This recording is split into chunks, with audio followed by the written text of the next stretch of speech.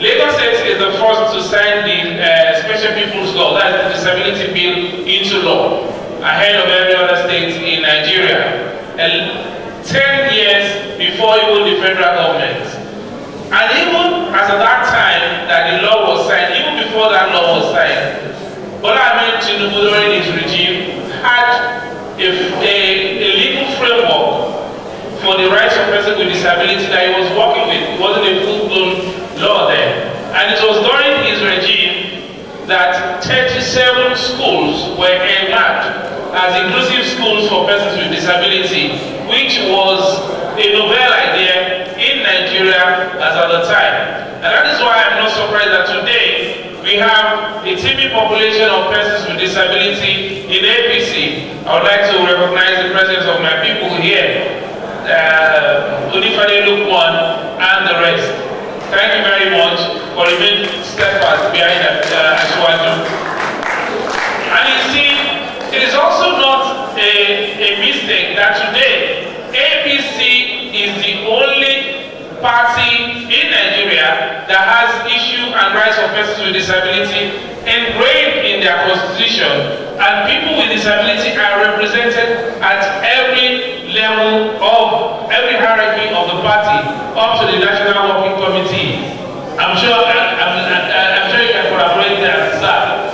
So please, let me just quickly touch 3 areas as we move into 2023, speaking to the theme of today, identity, power and identity, and the place of the youth.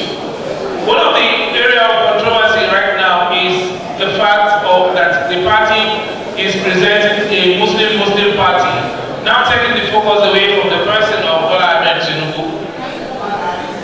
If we were to look at that as it shouldn't even be a controversy after all, because either you're a Christian or you're a Muslim. Let's look at the leadership qualities in Bola Ahmed Tinubu. And I can also say categorically, for having listened to this, Shetima is running, is a vice presidential candidate.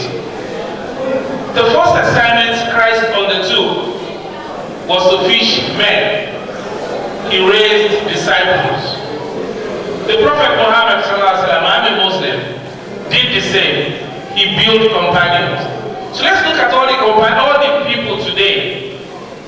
I'm sure I did not go into the details of all of them. I'm happy that one of the candidates, the loudest perhaps of them all, had also done an 8-year tenure in government. During his tenure, who was his Attorney General? Let us see that person. During his tenure, who was his Chief of Staff? Where is that person today? During his tenure, who was his Minister of Works? Let us see that person today.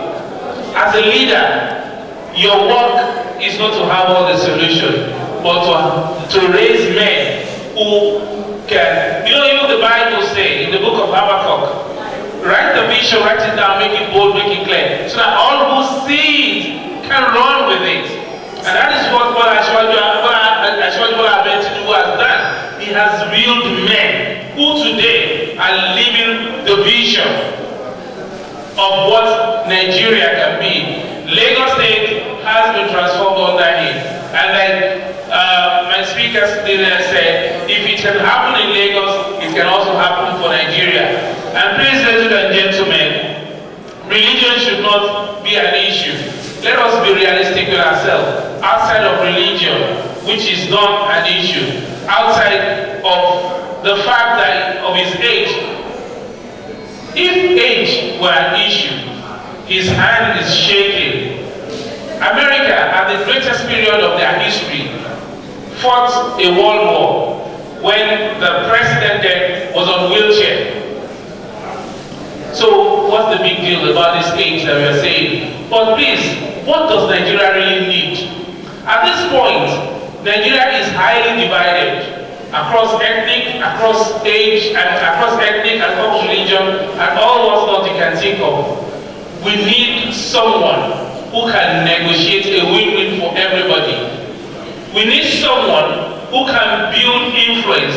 We need someone who can build consensus. let's look at how all of them emerge. One thing Baba was always saying, let us do the primaries. That's a true Democrat who is confident in his numbers, who is confident in his people. Let us go to the poll, let us do the primaries. We saw how he emerged. The other party too, maybe, but the other one that is the loudest, was there any primary? No. He bought the party. And this is the same person that said, no shishi. Let's not be deceived. And look at all of the three of them. He is the one that will be giving you all the statistics. I know this, I know this, I know this. But not Bola Tinubu. Because he is a man who believes in the power of people. He is a man who empowers people, who empowers the youth truly. Because let's look back. When he was in governor, Fashola wasn't the oldest officer. If it's by age, Fashola was in his youth then. Even our deputy vice president now, he empowered the youth. He's a deep tribalized Nigerian. So ladies and gentlemen, I want us not to have any fear in our mind that we have something sellable here in Bola Tinubu. But let us not be like them. Let us not be like them. We are not hooligans.